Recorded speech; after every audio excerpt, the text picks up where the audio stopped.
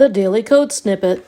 How do the regulations for the 1990 ADA or Americans with Disabilities Act apply to websites?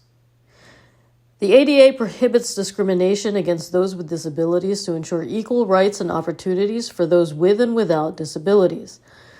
This covers all sectors as well as public and private entities. The law was applied to all electronic and information technology, including websites, in 2010 by the U.S. Department of Justice, DOJ, as the ADA Standards for Accessible Design.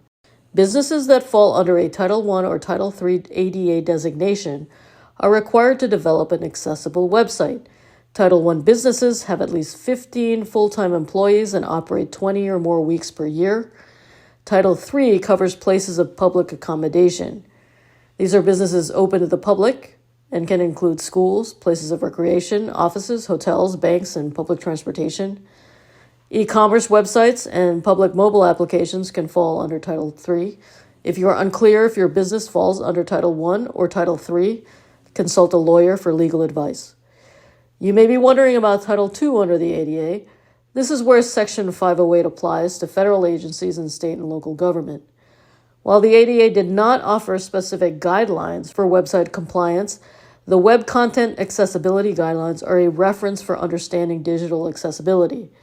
The core principles previously described fall under the WCAG 2.1 guidelines, and next week we will get more specific as to what is necessary for creating an accessible website. What is the liability for failing to have an ADA-compliant website? Without an ADA-compliant website, a business will be open to lawsuits.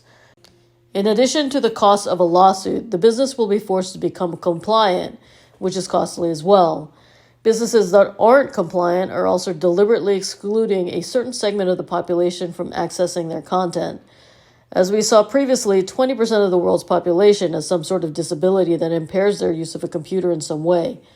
This is a large number of people to be deliberately excluding from your business and could represent a significant cost in terms of missed sales opportunities.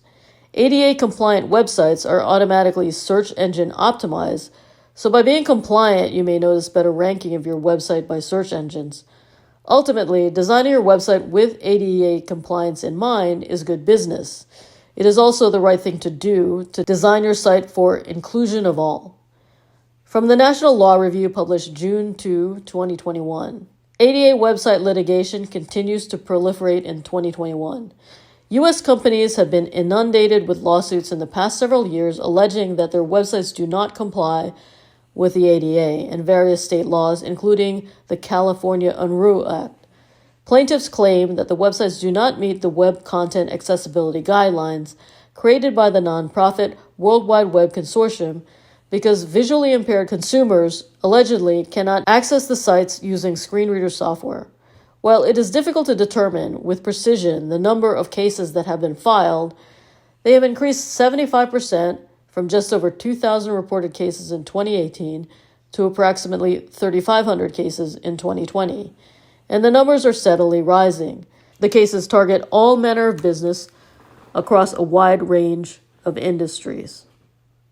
Source: https://www.natlawreview.com article/ADA-website-litigation-continues-to-proliferate-2021.